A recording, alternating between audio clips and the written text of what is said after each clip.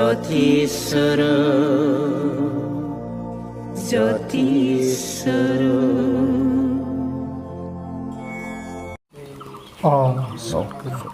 প্ৰথমতে মই নমস্কাৰ আৰু ধন্যবাদ যাচিছোঁ মাননীয় আমাৰ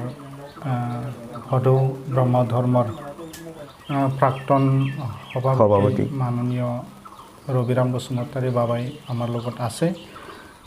তেখেতৰ পৰা মই জানিব বিচাৰিম প্ৰতিটো ধৰ্ম কি বস্তু।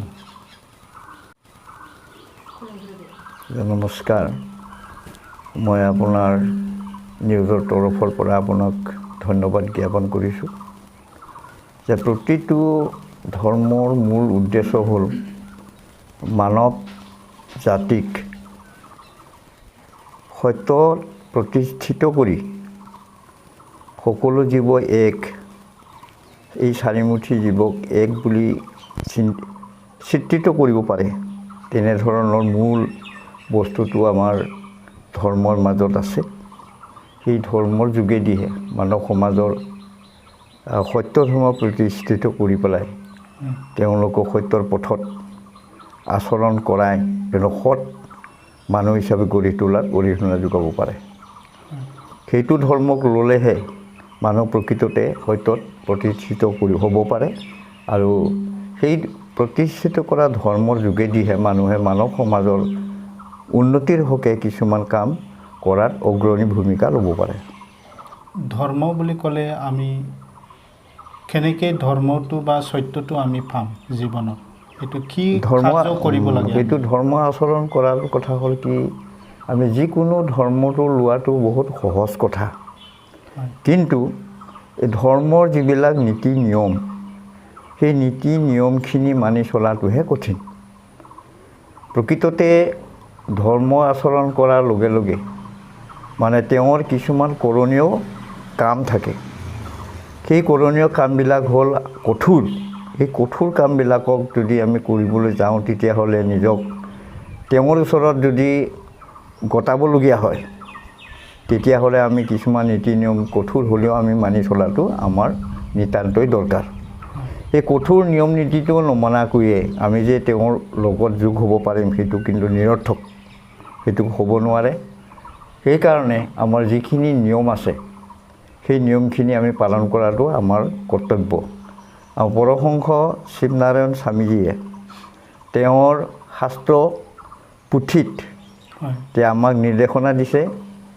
যে সত্যৰ ওপৰতহে সকলো প্ৰতিষ্ঠিত হয়, সত্যৰ লগতহে মানুহ সত্যক উপলাভ কৰিব নাপায়, এই সত্যৰ পথেদি গ'লেহে ধৰ্ম আচৰণ কৰা হয় বুলি তেওঁ আমাক উপদেশ দিছে। গতিকে তেওঁৰ মতে যদি আমি চলোঁ তেতিয়াহ'লে নিশ্চয় আমি জীৱনত কৰিব নোৱাৰা কাম একো নাই, আমি চব কৰিব পৰা মানে হেৰিতে আগবাঢ়ি যাব পাৰিম। পৰমহংস শিৱনাৰায়ণ স্বামীয়ে আমাক দেখুৱাইছে বা কিছু কৰণীয় কামবিলাক আমাক মানে দি গৈছে, দেখুৱাই থৈ গৈছে, মানে তেওঁ প্ৰত্যক্ষভাৱে তেওঁ আমাক জনাইছে আপোনালোকে এইটো কৰিব লাগে, এইটো কৰিলে জীৱনত মুক্তিব। তেওঁ সেইকাৰণে তেওঁৰ শাস্ত্ৰ পুথিতে আমাৰ মনুষ্যক কি বুলি কৈছে, তেওঁলোকে এইটো নকৰাৰ কাৰণে মনুষ্যক নিমখ হাৰাম বুলি কৈছে। মনুষ্য নিমখ হাৰাম, তেওঁ বহুত দিছে, ভগৱন্তই বহুত দিছে, কিন্তু ভগৱন্তক আমি চিনি পোৱাত অপৰাগ হৈছোঁ। সেইকাৰণে আমাৰ কৰণীয় কিছুমান কামবিলাক আমি যেতিয়া কৰিব নোৱাৰোঁ সেইকাৰণে তেওঁ আমাক কি বুলি কৈছে, মনুষ্য নিমখ হাৰাম বুলি কৈছে।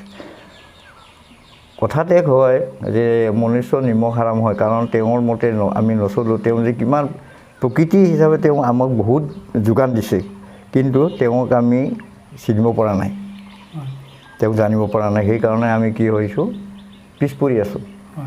আমি আগুৱাই যাব পৰা নাই।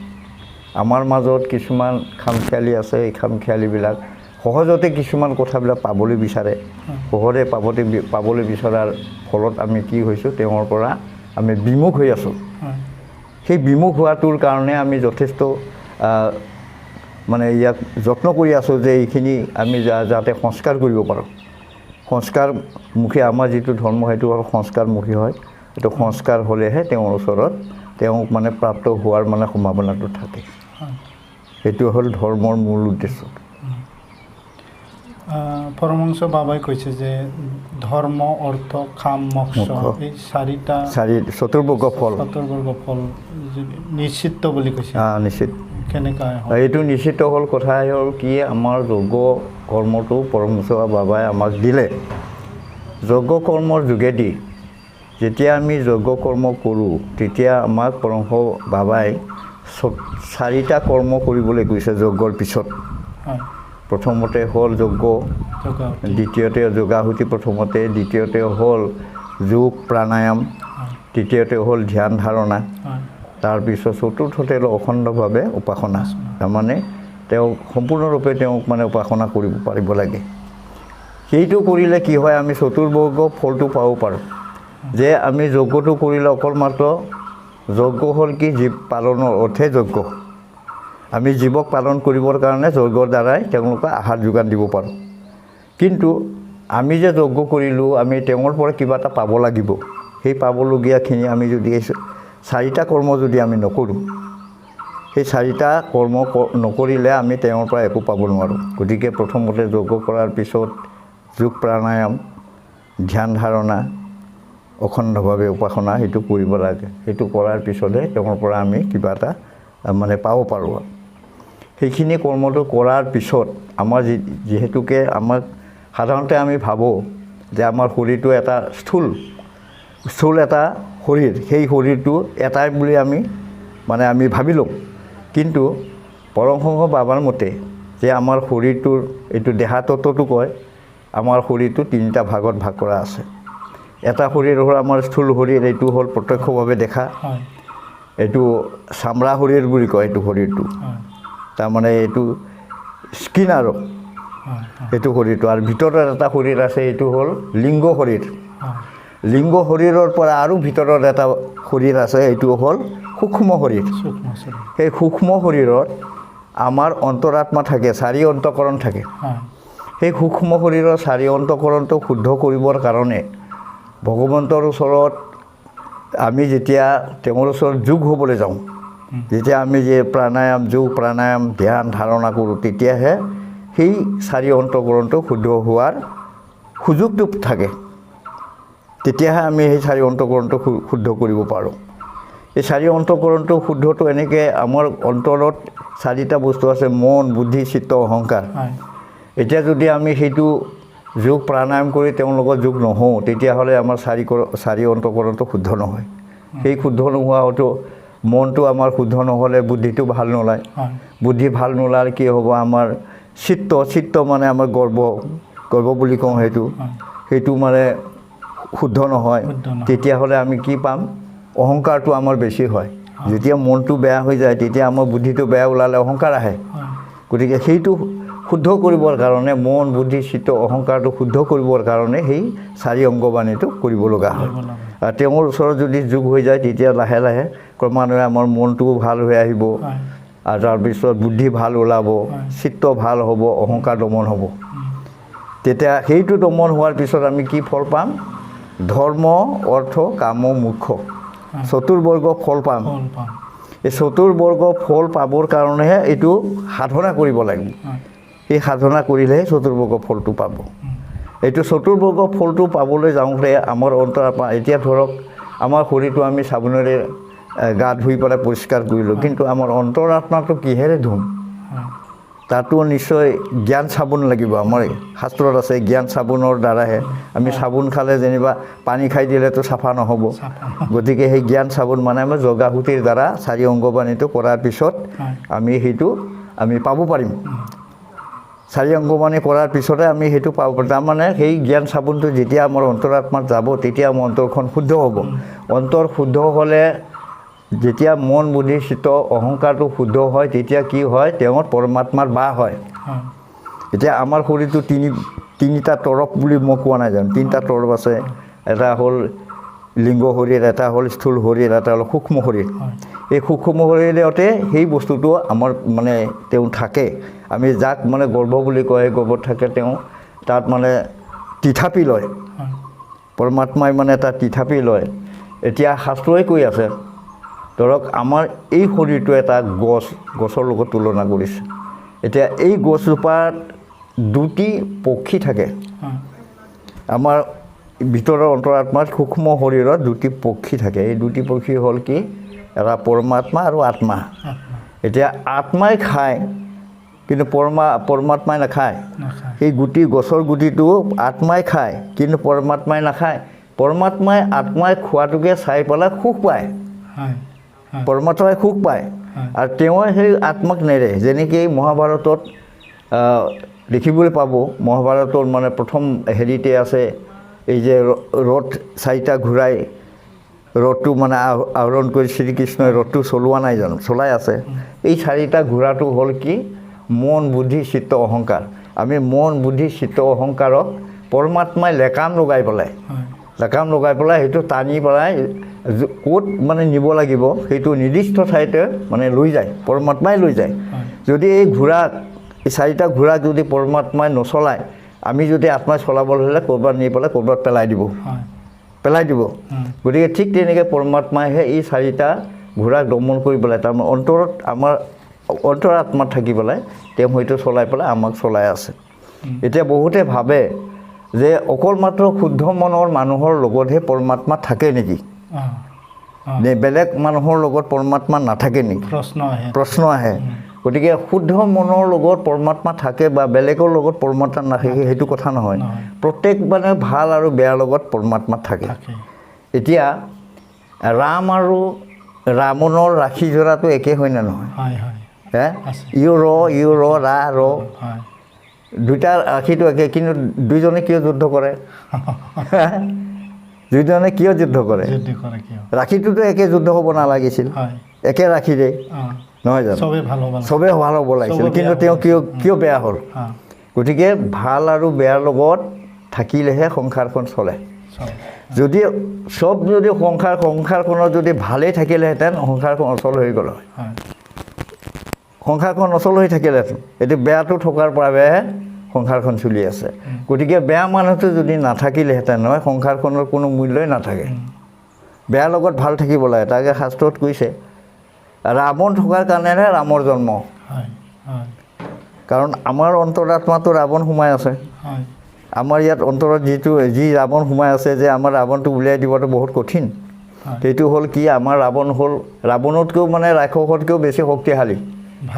আখৰিক শক্তি এইটো হ'ল কি আখৰিক শক্তি আছে আমাৰ এই নাখাওঁ বুলি ক'লে কিয় নাখাব হে খাবই লাগিব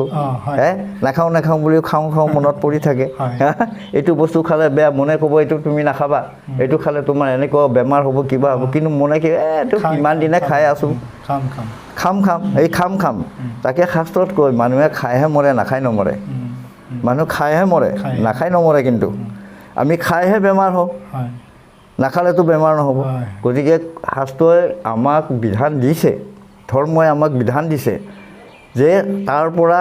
আখৰিক শক্তিটো দমন কৰিবৰ কাৰণে আখৰিক বস্তুবোৰৰ পৰা তুমি আঁতৰি থাকা তেতিয়া তুমি শুদ্ধ পথত যাব পাৰিবা আমি আখৰিক বস্তুবোৰ সেৱন কৰাৰ কাৰণে আমাৰ এই মন বুদ্ধি চিত্ত অহংকাৰবোৰ কি হয় মনবিলাক বেয়া বুদ্ধিবিলাক আমাৰ ওলায় আখৰিক প্ৰবৃত্তিবিলাক ওলায় গতিকে সেইটো দমন কৰিব লাগে গতিকে আমি যিখিনি এতিয়া পাইছোঁ পৰমহংস শিৱনাৰায়ণ স্বামীয়ে আমাক যিটো দিলে সেই দিয়াটো আমাৰ সৌভাগ্য বুলি ক'ব লাগিব আৰু গুৰুদেৱ কালীচৰণ ব্ৰহ্মবাবাই যিটো আমাক আনি পেলাই আমাক দিলে সেইটো আমি তেওঁক নমস্য কৰিব লাগিব কাৰণ তেওঁৰ দ্বাৰাহে আমি শুদ্ধ পথত আগবাঢ়িব পাৰিছোঁ আৰু যিখিনিয়ে আগবাঢ়ি যাব পৰা নাই তেওঁলোকে অলপমান বুজাত হেৰি হৈছে পলম হৈছে আৰু তেওঁলোকক আমাৰ হেৰিলৈ আনিব লাগে আমি সেইটোকে চেষ্টা চলাই আছোঁ আমাৰ তৰফৰ পৰা আমাৰ প্ৰচাৰ সংসদৰ তৰফৰ পৰা আমি তেওঁলোকক যাতে মানে ভাল মানৱ হ'ব পাৰে আমাৰ 4 শ্ৰেণী হয় মানে মানুহৰ এটা 4 শ্ৰেণী আছে এতিয়া আমি যেতিয়া জন্ম হওঁ তেতিয়া আমি মানুহ হিচাপে জন্ম হওঁ মানৱ হিচাপে জন্ম নহওঁ মানুহৰ পৰা গ'লেহে আমি মানৱ হওঁ মানৱৰ পৰা গৈ পেলাই কি মহামানৱ হওঁ যেনেকৈ মহাত্মা গান্ধীক আমি মহামানৱ বুলি কওঁ নহয় জানো জাতীয় পিতা মহাত্মা গান্ধী মহামানৱ আৰু মহামানৱৰ পৰা গ'লেহে এতিয়া অতি মানৱ হ'ব অতি মানৱটো হ'ল আমাৰ গুৰুদেৱ কালীচৰণ ব্ৰহ্মবাবা অতি মানৱ তেওঁ সমস্ত আমাৰ বড়ো জাতিকে একত্ৰিত কৰিবলৈ তেওঁৰ ধৰ্মৰ প্ৰচাৰৰ যোগেদি তেওঁ একত্ৰিত কৰি পেলাই এইটো প্ৰচাৰ কৰি এতিয়ালৈকে সেইখিনি কৰিব পৰা হৈছে আৰু তেওঁ যদি নাথাকিলেহেঁতেন তেওঁ নকৰিলেহেঁতেন আমি এইটো অৱস্থাত আমি নহ'লোহেঁতেন নাপালোহেঁতেন তাৰমানে সেইটোৱে হ'ল ধৰ্মৰ মূল উদ্দেশ্য এটা কথা মানে মূৰ্তি আৰু ফটো এইবিলাক মানে পূজা কৰা মূৰ্তি পূজা কৰাটো মানে পৰমহংস শিৱনাৰায়ণ বাবাই মানা কৰিছে এই বিষয়ত কি ক'ব আপুনি এতিয়া কথা হ'ল কি ধৰক আমি মূৰ্তি পূজা আমাৰ হিন্দু ধৰ্মৰ মূৰ্তি পূজাটো বেছি প্ৰচলিত হৈ আছে কিন্তু আমাৰ পৰমহংস শিৱনাৰায়ণ বাবাই মূৰ্তি পূজাটো পূজা কৰিবৰ কাৰণে মানা কৰা আছে কিন্তু এটা কথা হয় এটা ধৰক আমাৰে গুৰুদেৱ কালীচৰণ ব্ৰহ্ম ধৰক তেওঁক আমি এপাহি পুষ্পৰ দ্বাৰাই তেওঁক আমি সন্মান জনাওঁ হয় জানো সন্মান জনাবলৈ পালে মনটো অলপ ভাল লাগে যেনেকৈ নিজৰ পিতৃক আমি তেওঁৰ ফটোৰ ওচৰত তেওঁক আমি ছবিটো যেনিবা ফটোটো আমি সেৱা নকৰোঁ কিন্তু তেওঁৰ আদৰ্শটোৰ কাৰণেতো ফটোটো ৰাখিবলগীয়া হয় আমি আদৰ্শটো সেৱা কৰিম তেওঁ কি কৰি থৈ গ'ল সেইখিনিহে আমি সেৱা কৰিম কিন্তু তেওঁ পিতৃ হিচাপে আমাক বহুত অৱদান দিলে কিন্তু যদি তেওঁৰ ফটোটো নাথাকে বা ছবিটো নাথাকে তেওঁ মনলৈ মানে আহি নাথাকে যে দেখিলে মনত পৰে দেউতা এনেকুৱা আছিলে মোৰ এই দেউতাই মোক অমুকটো কৰিছিলে অমুকটো শিকাইছিলে অমুক কৰিবলৈ কৈছিলে সেই কথাটো মনলৈ আহে তেতিয়া তেওঁৰ ওচৰত আমি ভক্তি উপজে ঠিক তেনেকৈ আমি গুৰুদেৱৰ ওচৰত ফটোৰ ওচৰত আমি সেৱা কৰাটো আমাৰ নিতান্তই দৰকাৰ আৰু এইটো যেনিবা অতিৰঞ্জিত কৰিব নালাগে কিছুমানে অতিৰঞ্জিত কৰে ধৰক গোটেই মানে দাঙিব নোৱাৰাকৈ ফুল দিব কিবা দিব সেইবিলাক যেনিবা অতিৰঞ্জিত কৰে কিন্তু তেওঁৰ আদৰ্শটো সেৱা কৰিবৰ কাৰণে তেওঁৰ ওচৰত শৰণাগত হ'লেই হৈ যায় তেওঁ একো দিব নালাগে কিন্তু তোমাৰ মনটো শুদ্ধ হ'ব লাগিব শুদ্ধ হৈ পেলাই তেওঁ সেৱা কৰিব লাগিব তেওঁক একো দিব নালাগে তেওঁ দিয়াৰ পিছত তেওঁ একো দেখা নাপায় তেওঁতো মোক এনেকৈ পিন্ধাইছে এনেকৈ কিবা কৰিছে তেওঁতো এইটো গম নাপায় নহয় তেওঁতো গম নাপায় তেওঁ নাই যেতিয়া কিন্তু তেওঁৰ আদৰ্শটোক মানুহক জনাবৰ কাৰণে তেওঁৰ ওচৰত শৰণাগত হোৱাটো মনুষ্যৰ কৰ্তব্য তেতিয়া তেওঁৰ আদৰ্শটো জীয়াই ৰাখিব পাৰিম আমি কিছুমান মানে অতিৰঞ্জিত কিছুমান আমি মূৰ্তিবিলাক সাজি পেলাই সেৱা কৰোঁ এতিয়া ধৰক বিশ্বকৰ্মা পূজাত বিশ্বকৰ্মাৰ মূৰ্তিটোকে ধৰি লওঁ এতিয়া বিশ্বকৰ্মাটো বিশ্বৰ যিজন কৰ্ম কৰে তেওঁহে বিশ্বকৰ্মা এতিয়া আমি এই বিশ্বকৰ্মাটোক আমি কি কৰিছোঁ তাচ্ছিল্য কৰিছোঁ কাৰণ তেওঁৰ তেওঁক মানে মূৰ্তিটো সাজি পেলাই তেওঁৰ হাতত হাতুৰি দি পেলাই তেওঁৰ হাতত তেওঁ কি বুলি কয় আমাৰ মানে মিস্ত্ৰী পোৱালি বুলি কয় বিশ্বকৰ্মাক আমি মিস্ত্ৰী পোৱালি বুলি কওঁ সি গাড়ী ঘোঁৰা বনায় কিন্তু গাড়ী ঘোঁৰাটো মানে বিশ্বকৰ্মা নবনায় বিশ্বকৰ্মাই গাড়ী ঘোঁৰা বনোৱা নাই মানুহে গাড়ী ঘোঁৰা বনাইছে মানুহে বনাইছে গাড়ী ঘোঁৰা কিন্তু তেওঁ সাক্ষী ৰূপে সেইটো দিলে কোনোবা এজনে তেওঁ কৰিলে বিশ্বৰ যিজনে কৰ্ম কৰে আমি বুজাত আমি শাস্ত্ৰৰ মানে অধ্যয়ন কৰা আমি যিখিনি পাইছোঁ যে বিশ্বৰ যিজনে কৰ্ম কৰে তেওঁহে বিশ্বকৰ্মা আৰু তেওঁক বিজ্ঞানী আইনষ্টাইনেও কৈ গৈছে যে যিজনে এই বিশ্ব ব্ৰহ্মাণ্ডক মানে চুকে কোণে মানে জুখি পেলাই যে কি দিব লাগে কি দিব নালাগে যিজনে দিব পাৰে সেইজনকহে পূজা কৰিব লাগিব সেইজনক পূজা কৰিবৰ কোন তেওঁ হ'ল আপোন সৃষ্টি হয় সেইজনকে আমাৰ মানে ধৰ্মীয় ভাষাত কি বুলি কয় দিবাকৰ কবিতা সূৰ্য নাৰায়ণ বহুত নাম আছে তপন দিবাকৰ ভাস্কৰ তেওঁৰ সহস্ৰ নাম কিন্তু তেওঁহে সূৰ্য নাৰায়ণহে চুকে কোণে বিলাব পাৰে তেওঁৰ ক্ষমতা তেওঁ দিব পাৰে সৃষ্টিকৰ্তা তেওঁহে সৃষ্টিকৰ্তা তেওঁৰ দ্বাৰাই জীৱৰ সৃষ্টি হয় সেইটোহে মানে আইনষ্টাইনৰ বিজ্ঞানীও পিছত গৈ পেলাই তেওঁক মানে স্বীকাৰ কৰিবলগীয়া হৈছে গতিকে তেওঁক আমি পূজা কৰিলে এতিয়া মানুহে কয় ধৰক এতিয়া দুৰ্গা মূৰ্তি পূজা কৰিলে দুৰ্গা মূৰ্তিটো কল্পিত মূৰ্তি হয় এইটো কল্পনা কৰি পেলাই তেওঁ মূৰ্তিটো আনি পেলাই তেওঁৰ লগত আমি কথা বতৰা পাতিছোঁ তেওঁৰ পৰা কিবা বিচাৰিছোঁ পাইছোঁ কিন্তু তেওঁক আমি 4 দিনৰ পিছত কি কৰিছোঁ বিসৰ্জন দিছোঁ মানে পানীত পেলাই দিছোঁ কিন্তু আমাৰ শাস্ত্ৰই কয় যে ভগৱানকতো বিসৰ্জন দিব নোৱাৰে পূজা কৰিলে 4 দিনত কি বস্তু বিচাৰিলে কি পালে কি নাপালে তেওঁ জানে কিন্তু তাৰপিছত তেওঁ মানে পানীত মানে লুঠিয়াই পেলাই থৈ আহিলে পেলাই থৈ অহাৰ পিছত সেইটো একো নহয় কিন্তু আমাৰ শাস্ত্ৰই কৈছে নহয় ভগৱানে যিখিনি বস্তু ভগৱানক বিসৰ্জন দিব নোৱাৰে হয় কাক দিবলৈ কৈছে হয় কাক বিসৰ্জন দিবলৈ কৈছে এই বিসৰ্জন দিবলৈ কোৱাটো হ'ল কি আমাৰ যিখিনি আসুৰিক শক্তি আমি যিবিলাক বেয়া বেয়াবিলাক চিন্তা কৰোঁ এই বেয়া চিন্তা কৰাবিলাক আমি বিসৰ্জন দিব লাগে বিসৰ্জন কৰিব লাগে বিসৰ্জন সেইটোহে আমি বিসৰ্জন কৰিব লাগে আজি ভগৱানক পূজা কৰি পেলাই আজি বিশ্বকৰ্মাক পূজা কৰিব লাগে আজি কালিলৈ গছৰ তলত থৈ দিলে তেওঁ অনাস্থা কৰা হ'লনে নাই হয় কিন্তু তেওঁতো এদিন দুদিনৰ কাৰণে এদিনৰ কাৰণে আনিলে তেওঁ নি পেলাই গৈ তাত থৈ দিলেগৈ সেইটোতো অনাস্থা কৰা হ'ল এইটো মানৱৰ কাম নহয় এইটো মানৱৰ কাম নহয় আৰু তেওঁ যদি তেওঁৰ দ্বাৰা যদি চবখিনি হৈছে তেওঁক আদৰ কৰি ৰাখিব লাগিছিল হয় নালাগে জানো হয় কিন্তু তেওঁক চিনি নাপালে আমি কাক কওঁ দিবা কাক কওঁ আমি বিশ্বকৰ্মা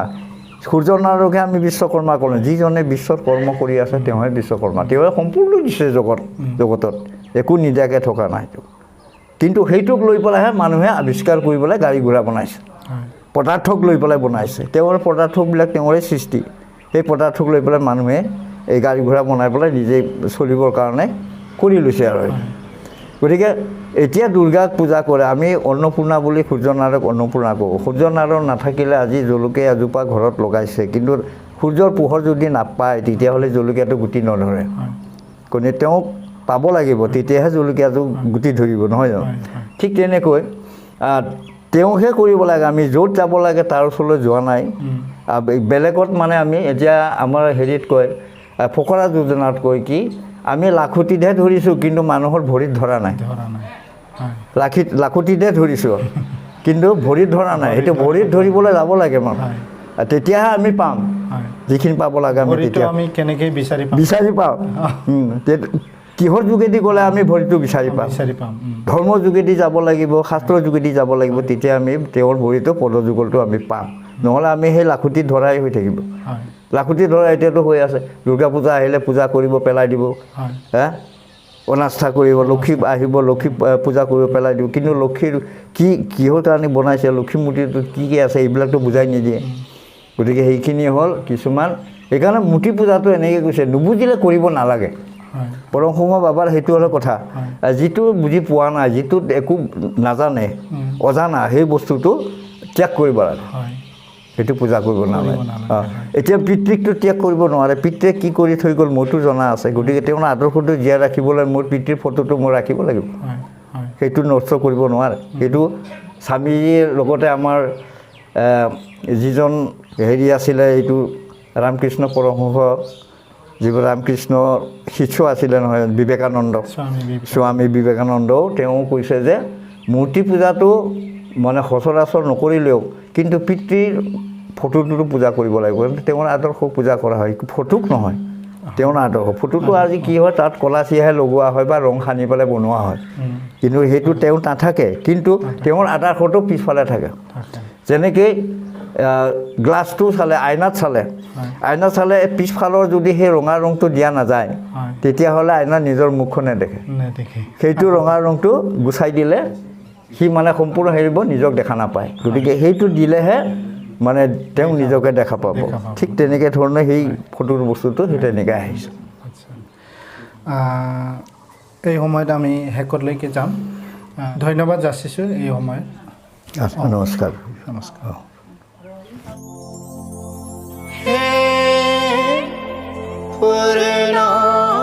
পৰম ব্ৰহ্ম জ্যোতিস্বৰূপ